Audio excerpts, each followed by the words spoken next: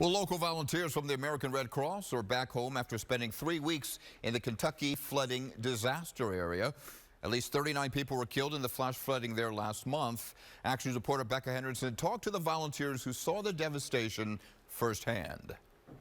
6 Red Cross volunteers from Southeastern Pennsylvania dropped everything and went to Kentucky when the floods ravaged entire communities. While those volunteers are home now, they say the recovery process there is far from over. Your heart went out to these people crying like, how much can they take? Heidi Dampman recalls nonstop rain. As she touched down in eastern Kentucky with the Red Cross, the floods that had washed away neighborhoods kept coming. There was one who was a father of 5.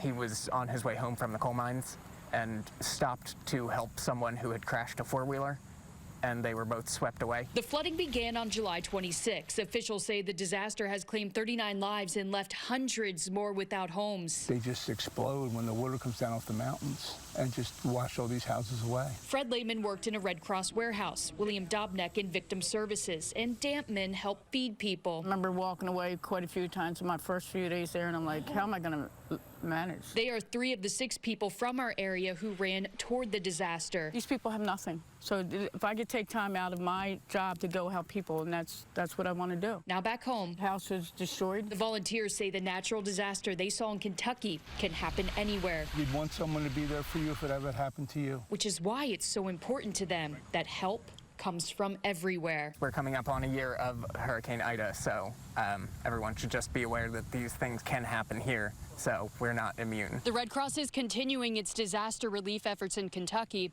For those who want to help but can't travel, the organization is collecting donations.